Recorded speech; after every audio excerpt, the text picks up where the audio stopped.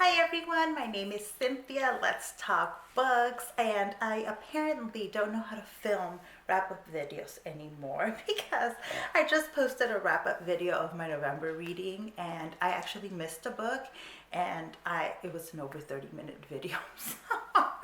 So I thought I would do a dedicated review to the book that I missed talking about in the wrap-up video because it's a book that's worth talking about.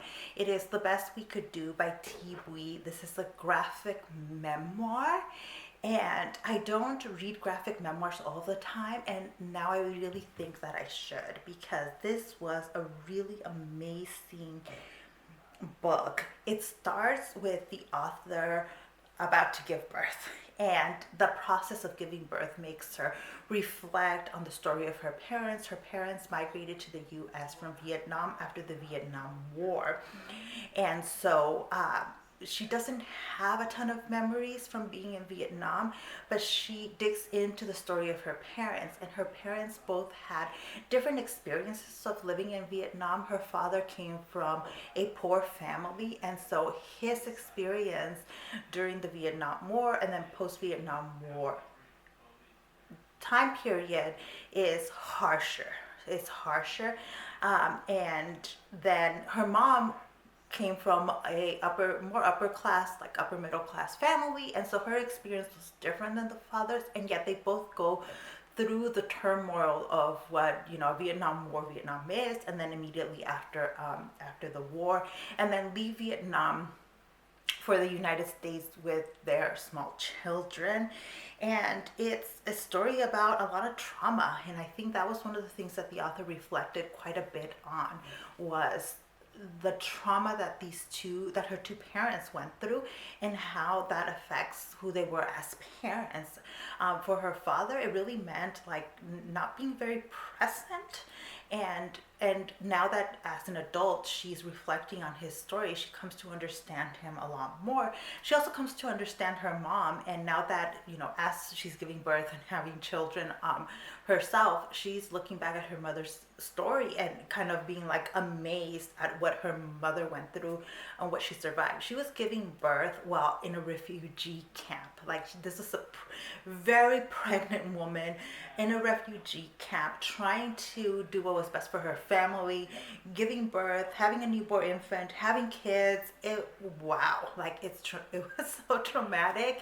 And when you hear stories like this, you just gotta imagine, like, yeah, this is a ton of trauma that of course it's going to have an effect on who these people become, how they are as parents, and who they are as people. The images in the graphic memoir were really well done. I read it as an ebook and it worked as an ebook, but I really would suggest that if you're going to read this book, that you pick up the physical book, because the images were well done. They were realistic enough and yet artistic enough. I just liked them. The other thing that I really loved about this memoir was all the history you end up learning by following the story of this family. And this is where family history is world history, right? Our lives, our stories, sometimes we don't even realize this, but they intersect at a historical level, at a global level, to tell us, to tell a lot of what these larger trends in global history were. So this is not a story about like Vietnam from the American perspective. It's not a story about American presence in Vietnam all the time. It's about turmoil within Vietnam and what that looked like for everyday people, for kids, for families, for young adults trying to make it in the world, and the kind of decisions that they have to make in the middle of political and social turmoil.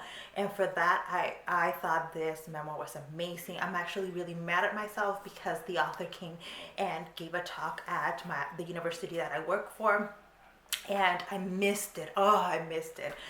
It's been a crazy semester for me, which is why I had to take a break from BookTube so that I could focus on my teaching. But I'm just so amazed. This is somebody who is not like, this is their writing debut.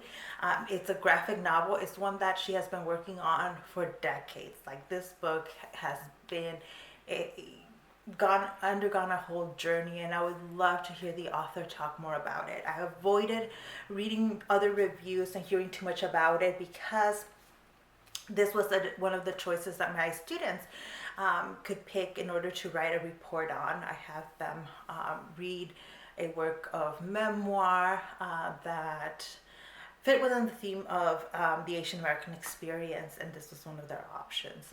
A few students did actually pick it, and everybody who read this one really enjoyed it and had a lot of positive things to say about their experience of reading it and what they learned in the process of reading it. So it is definitely a graphic memoir that I recommend.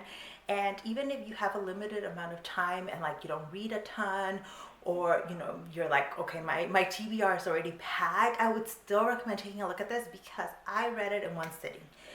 If you are a prolific reader, it's not going to take you very long to read. And even if you're not, because it's in a graphic memoir, because the medium is a graphic memoir, it'll make it easier. I think that is one of the things about graphic novels and graphic memoirs that I'm really enjoying as I'm reading more of them, is that they can make things really accessible, even for people who are not like readers. So those are my thoughts on the graphic memoir. If you've read it, if you want to share any of your thoughts with me, please leave it down in the comments section, and I'll see you in the next one. Bye.